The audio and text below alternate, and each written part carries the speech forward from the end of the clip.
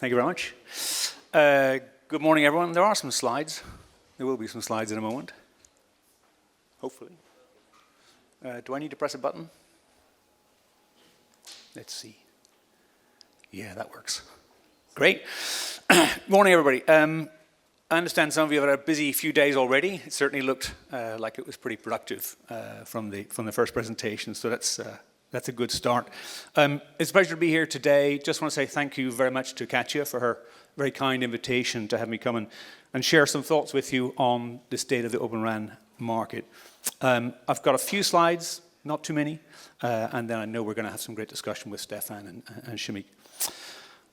Just for context to begin with, I've no doubt whatsoever that everyone in this room, many of you at least, know a lot more about the technology and the technical challenges of Open RAN than I do.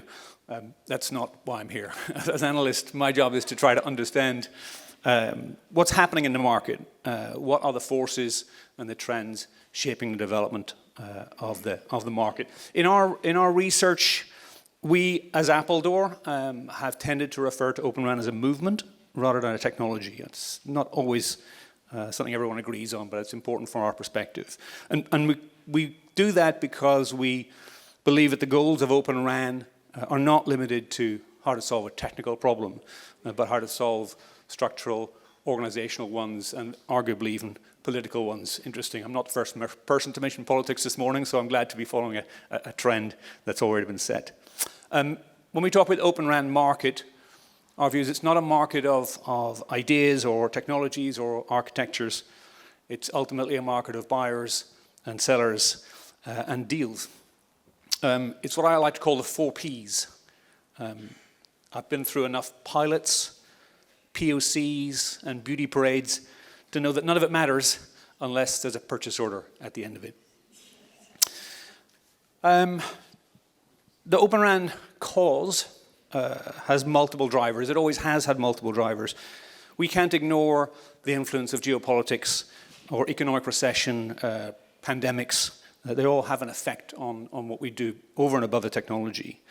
And looking ahead, we talk about sobering up. We've got to be very clear that we can't take it for granted that successful trials and demonstrations will lead inevitably to large-scale adoption. But we'll get to that in just a moment.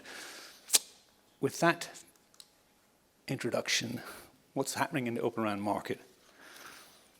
Well, if it's not too obvious to say it, we think it's a glass half full, glass half empty type situation.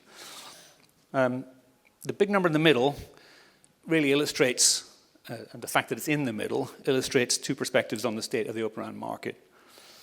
14 billion, as I'm sure none of you need any reminding, is the reported figure that AT&T has committed to spend with Ericsson as part of a multi-year rollout of 5G Open RAN. AT&T has talked of being committing to multi-vendor cell sites, not only Ericsson, but also Fujitsu, Dell, Intel, all set to get a piece of this $14 billion pie. So is that good news for Open RAN, or is it evidence of success, or evidence of some kind of failure? I think that kind of depends. Let me talk about some of the half-empty perspectives first. I think there has been some apparent headwinds in the progress of Open RAN. I say apparent because it depends on how you thought Open RAN was going to work out anyway. Just in terms of actual deals in the market, the early pioneers in this business, from an operator point of view, have continued on their path. No one has said, you know what, we tried this Open RAN thing, we're not really sure it's for us. It's quite the reverse. They've doubled down on it, they're continuing to push ahead. But they haven't really been awarding significant additional business to new Open RAN vendors. And more importantly, from a market point of view, they haven't yet been followed by significant numbers of operators committing to deploying Open RAN, at least not in commercial terms. Why is that, is our question. I think it's important to remember the early pioneers in Open RAN have a different context than everyone who follows them. This is classic technology adoption curve. We know about this. What made Open RAN the right strategy for people like Rakuten is not necessarily the same things that make it right for the likes of Deutsche Telekom or smaller operators coming after them. Partly we've noticed in the market a shift in the emphasis on what Open RAN will do for operators. It's quite interesting to see how that's evolved over time.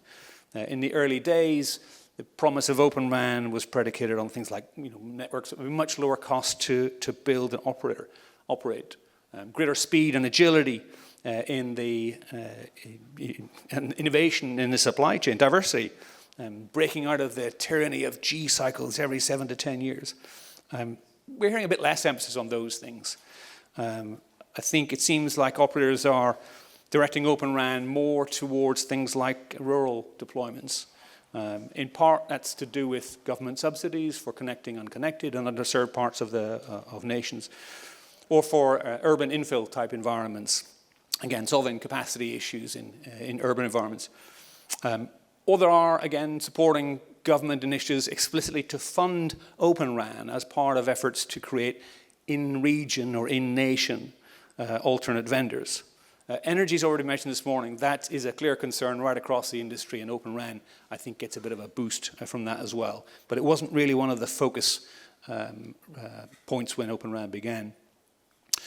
Private networks has also been mentioned again today. I'll talk a little bit more about that later. In private networks, the sheer variety means there may well be a greater calls for local supply chains and more diversity of environments for specialist industries, specialist form factors, and so on. In that case, operators may or may not be necessarily part of that growth market. They certainly won't have it all to themselves. The second point I want to mention is I was advised by a colleague that I should change this word conflation, but I think you're all going to be good with it, okay? A degree of conflation in the marketplace between Open RAN, vRAN, and Cloud RAN. We talk to a lot of vendors and operators, and certainly on the vendor side, it's clear to us that there's been a sort of confusion, intentional or otherwise blurring of the lines between what's Open RAN, what's Cloud RAN, what's vRAN. While we all understand it to a degree, the language that vendors are using is, I think, not making that clear. I had an email in my inbox just this morning from a well-known vendor. I won't name them. They may recognize themselves, perhaps, which had a long blog at which they used only the term Open and vRAN. They didn't break it apart at any point. And I thought, that's kind of interesting. They never appeared separately. I thought that's kind of notable. So my point is that clarity in this market is really important. And I think this, as a market point of view, we've seen a degree of blurring there. So I hope we can do something better on that. That also leads to a third point. Open RAN, in my view, is ultimately a political and a procurement decision. The case for cloudified RAN, virtualized RAN, can be entirely contained within a technical decision-making tree. But conflation is where these two things become a bit confused. Are you making a political decision about how you procure, or are you making a technical decision about how something works? And this is the reason why the Ericsson AT&T deal, for example, can be read in both ways. If you want to see it as a breakthrough for Open RAN, you can do that. If you want to see it as a failure of Open RAN because so much money is being committed to a single vendor, you can see it that way too. It isn't an absolute choice, but it's important to understand there are two ways to read this. The third factor I want to mention in the development of the market is, again, a term that I hope you'll not be unfamiliar with, fear, uncertainty, and doubt. I mentioned a few headlines just in passing. I don't want to put them up because they would create the wrong tone. And in any case, they're not necessarily right. And you've all have seen these kinds of headlines. I saw one, Open RAN has failed. Has failed. It's clearly not has failed. Open RAN is not secure. It's not performant enough. Open RAN vendors aren't safe to do business with. It's riskier. It's fine for greenfield, but brownfield is different.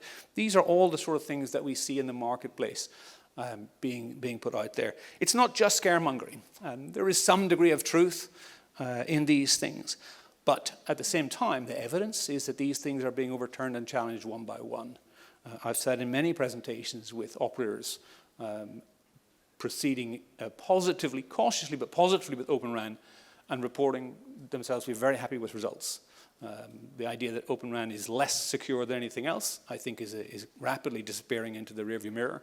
And in terms of performance, again, very strong messages from operators about their happiness.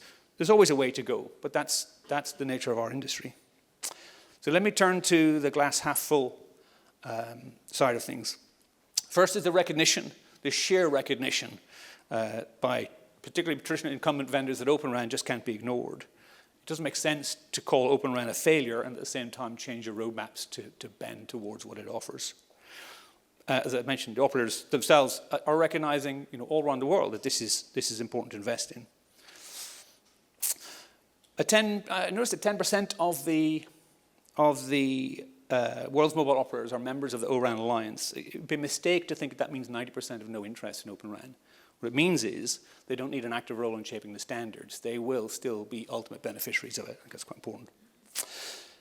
Second, the labs and certification program around the world. Again, that's been a huge growth in that. That's absolutely necessary. The sheer existence of these things. There are now 19 Open RAN test and integration centers, OTICs, of which this is one, around the world. 19. 6 in APAC, 4 in Europe, 9 in North America.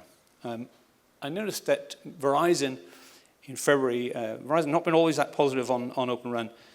We're happy to take a US government grant of $42 million to open a test center. That's kind of interesting. Again, in combination with AT&T, Reliance Jio, Wind River, Ericsson, Nokia, a whole bunch of others in there. It's very good. Something I noticed about that was that Verizon said that they were doing that in order to drive the industry forward and also deliver tangible benefits for customers. That's a very important phrase. Telcos don't tend to do much unless they can relate it directly to the end customer. And clearly Verizon is gearing up to do exactly that from Open RAN, so I think that's very positive. Dish also took $50 million for something very similar in the US. So again, I don't think the operators are not behind this. I'd say it would be disappointing, not to understate it, if this kind of money was to conclude that Open RAN was uneconomic, unsafe, or insecure. The last point on the positives are ecosystems. It's already been mentioned today. Let me spend a minute or two talking about that. Oh. Am I really dead? Am I really dead? Next slide. Okay, very good. And then I'll wrap it. Okay, I don't want to spend too long on this because I'm already a little bit over. The point I want to make about ecosystems is not that they exist at all. It's that they're different. We just published a report on ecosystems looking at this. We see 5 different types. We see the kind of ecosystems that people, Rakuten and NTT Docomo, through their Oryx joint venture with NEC, which is to commercialize, to some degree, what they've already offered. That's kind of interesting. That's telcos themselves reselling their expertise and knowledge. The second group are those that are internal. These aren't necessarily for commercial use, but they're important reference points for the industry. They are de facto ecosystems, even if they're not due to be commercialized. They offer a lot of credibility. Everyone's watching what Deutsche Telekom, Vodafone, and others are doing here and saying, maybe that would be the model for me. The third group, which is interesting, which is the degree to which the network equipment providers themselves are coalescing ecosystems around them. Even if some of the work they're doing is single vendor in commercial terms, they are also trying to hedge their bets and figure out where is there something in this for us. So some of those vendors that I mentioned there are explicit about the ecosystem they're building around them. That's quite important.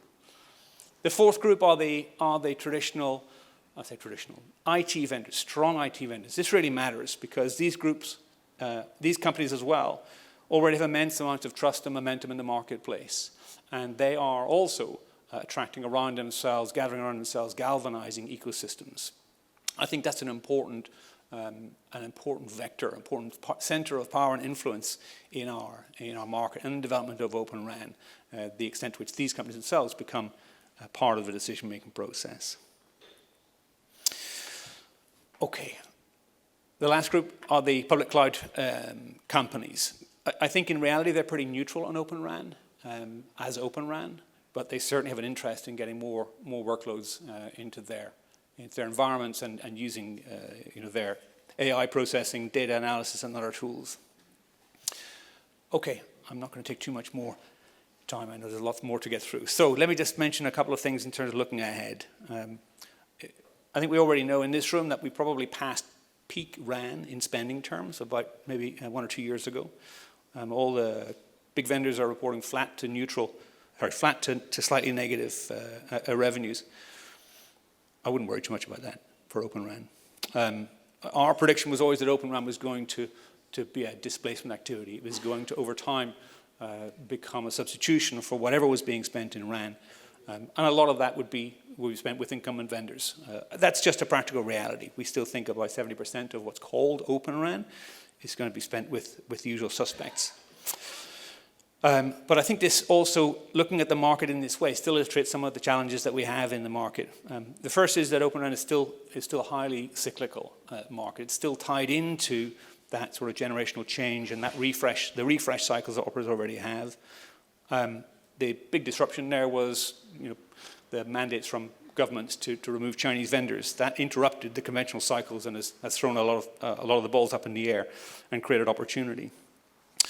Incumbency, as I mentioned, is still very important, but I wouldn't want to overstate that. If you are Dell or VMware, you have a very important role as an incumbent supplier to telco.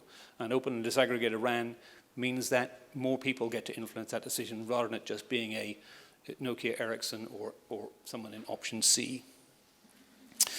I think there was always going to be a gap. That's again what the technology market development methodology tells us. There's always a gap between the pioneers and the people who follow. So I don't think that we're seeing anything in Open RAN that frankly we wouldn't really have expected.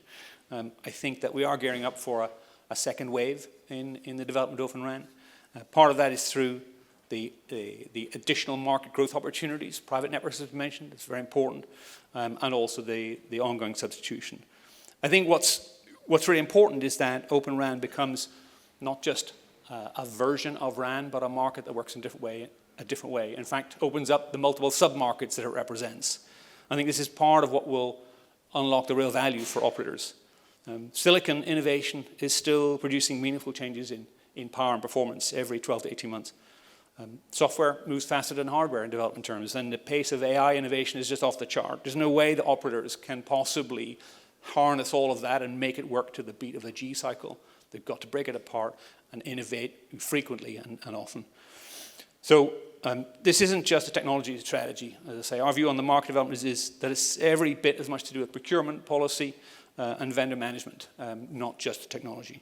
If operators really want the true benefit of Open RAN, they have to be willing not only to pay for it, but also to change how they pay for it.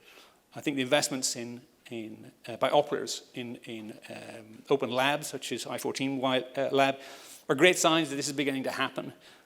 But it's really how operators follow through on awarding business that will prove whether Open RAN movement has really changed the market.